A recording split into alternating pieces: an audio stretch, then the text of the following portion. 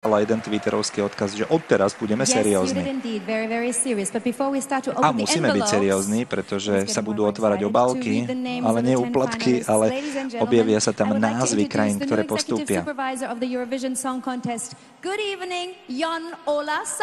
No čakali sme Sventa Stokseliusa, ktorý počas posledných rokov ako šéf eurovíznej produkcie ohlasoval správnosť výsledkov, ale došlo k zmene. Jon Ola Sand je nový supervízor Veľkej ceny Eurovízie, norský televízny manažér, ktorý mimochodom produkoval aj program Nobelova cena za mier, respektíve hudobnú zložku tohto podujatia. No a po vlanejšku, kedy bol producentom v Oslo Veľkej ceny Eurovízie, sa stal aj výkonným producentom celého podujatia. Jan Ola Sand povedal, že všetko je potvrdené, Európa odhlasovala a z 19 semifinalistov teraz zostane 10 finalistov, ktorí dostali najviac bodov zo všetkých a ktorí budú bojovať o veľkú cenu Eurovízie v sobotu o 21. hodine. Len pripomeniem, že výsledných 25 interpretov vzíde z dvoch semifinálových kôl z toho dnešného a vo štvrtok budeme všetci držať palce Veronike a Daniele z Dua Twins, reprezentantkám Slovenska, ktoré sa pokúsia dostať sa do finálovej 25-ky. Napätie vrcholí. Anke Engelkeová, napriek tomu, že je považovaná za kráľovnú zábavy, už nasadila takú trošku vážnejšiu tvár. A prvým z 10 je Srbsko. No pozrime sa, čo sa deje. Nakoniec tá návšteva Judith Rakersovej v srbskej komnatke spravila svoje a priviedla Srbov do finále. A Anke si to ešte z Ninou aj zaspievala. Čaroban, čiže čarovný, očarila aj divákov. Kto bude ďalší? Litva v napätí. Spevačka ako keby neverila, ale ešte tam 9 okienok. Islandania. Vidíme už poloprázdne poháriky, to je na Islande bežné. Litva! No predstavte si, tak predsa sa to podarilo Eveline Sašenko a teraz to napätie vystriedal obrovský úsmev a budeme tam mať aj muzikálovú pesničku. Len pozor, aby sa Evelina moc nepredkláňala, lebo tam to je naozaj... No nič. Ideme sa pozrieť, kto bude tretím v poradí. Srbsko a Litva. Zatiaľ finalisti. Kto bude tretím? Ruský čarodejník, ktorý pomáhal čarovať spevačke z Chorvátska, možno pričaruje postup. Aj Rusi očakávajú, že by to mohlo výjsť. Grécko.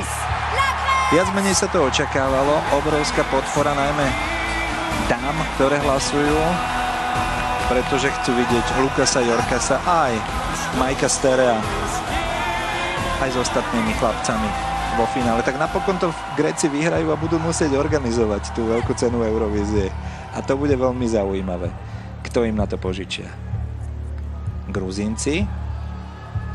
Tí sa usmievajú, veria si. Turci. Trošku vážnejšie tváre. San Marino. Zatiaľ tam máme Srbsko, Litvu a Grécko, okrem Veľkej päťky, a Azerbajdžan. Očakávaný postup. A čo je zaujímavé, máme tam zatiaľ posledných troch, ktorí spievali, čiže Litvu, Azerbajdžan a Grécko, a je to taká klasická záležitosť, že diváci, ktorí hlasujú, si určite zapamätajú tie posledné pesničky a práve k tomu prichádza.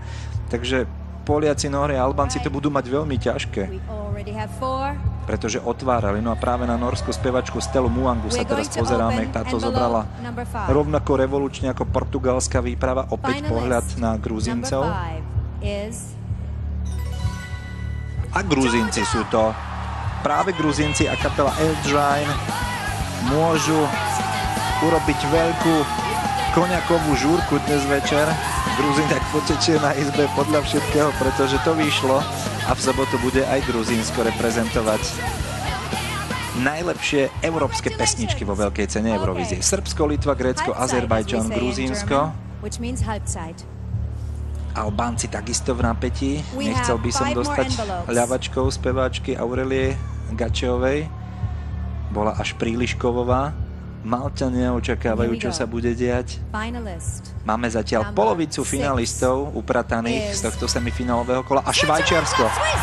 No, nedávali sa jej príliš veľké šance, ale toto objatie teraz prichádza vhod a myslím si, že sme videli aj to, čo sme vidieť nemali, ale to je radosť Anny Rossinelliovej, švajčiarskej interpretky, ktorá v stopách Céline Dion pokračuje do finále a tešila sa aj so svojím priateľom, ktorý hrá na basu v rámci pesničky. Tak to vyšlo, sympatickí Švajčiari sú tam. Poliaci, ktorí asi najdlhšie čakajú, pretože to otvárali. Magdalena Tull veľmi sympatická. Maďari, ktorí patria k favoritom, zatiaľ ešte nie sú medzi desiatkou. Malťania už ako keby trošku rezignovali.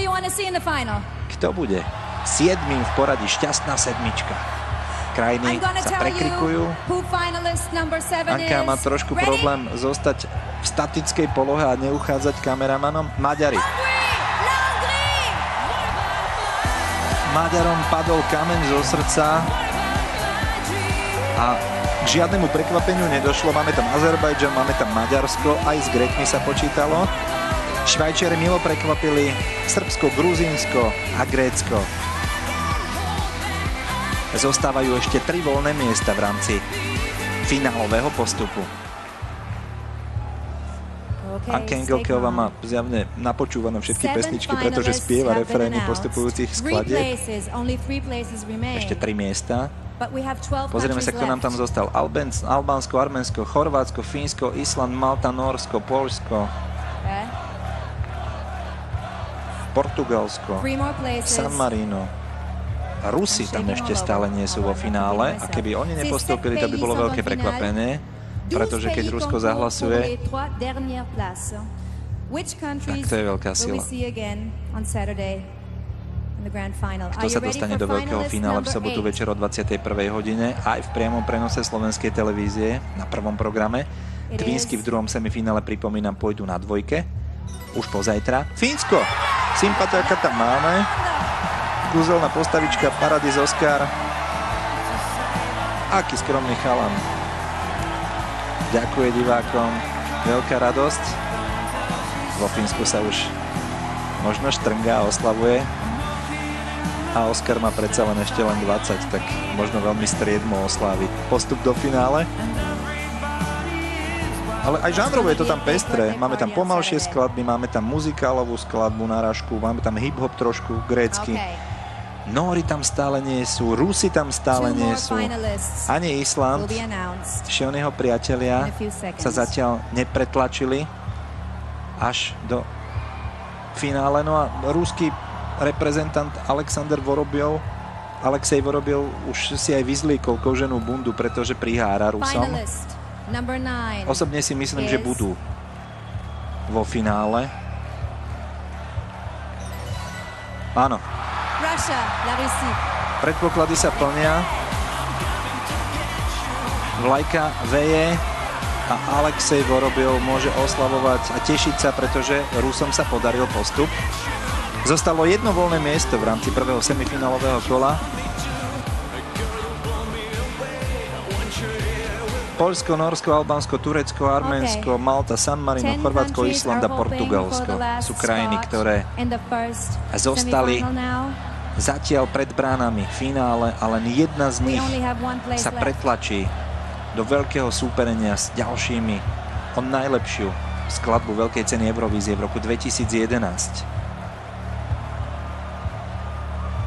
Podľa všetkého manželka zosnulého autora islandskej skladby Blondinka, druhá zľava.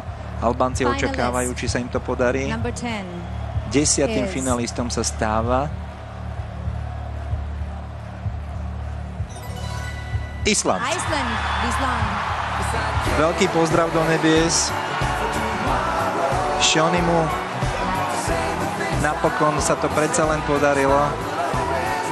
A obrovská radosť reprezentantov krajiny gejzírov, pretože s netradičnou skladbou, ale s veľmi silným príbehom sa im podarilo stať 10. krajinou, ktorú budeme počuť, ktorú budeme vidieť a ktorej budeme, ak chcete, aj fandiť vo finále. Nori sklamaný, Stella Muanga zjavne nezaujala európskych hlasujúcich, takže to nevyšlo. Blahoželáme všetkým 10 postupujúcim. Štefan Ráb sa na to možno pozerá aj s takým trošku producentským pohľadom, pretože objavil mnoho spevákov, sám je spevákom, autorom, skladateľom, textárom. Možno si tam nájde niekoho, koho si pozve do svojej relácie. Gute Nacht, Deutschland. Tschüss, Düsseldorf. No, trošku naháňame čas. Pozdravujeme všetkých divákov aj slovenskej televízie. Zopakujme si, že Srbsko, Rusko, Švajčiarsko, Gruzínsko, Fínsko, Island, Maďarsko, Litva, Azerbajdžan a Grécko postupujú až do finále, ktoré bude v sobotu aj v priamom prenose slovenskej televízie. No a keď sme pri menách, tak samozrejme sa s vami lúči aj dnešný vysielací štáb, ktorý realizoval celé dnešné podujatie. Ildiko Štrajberová, Daniel Habovščiak, Alena Šichmanová, Denisa Dzunková, Jakub Jagerský, Adrian Marcel, René Podlucký, Pavol Rodina, Jarolím Halík, Vladimír Bednár, Vladimír Juhanesovič a spoza mikrofónu aj Roman Bomboš. Tešíme sa na Twinsky, veríme v úspech a v postup do finále. Stretneme sa v druhom semifinálovom kole Veľkej ceny Eurovízie už vo štvrtok o 21. hodine na druhom programe slovenskej televízie. Krásny eurovízny večer.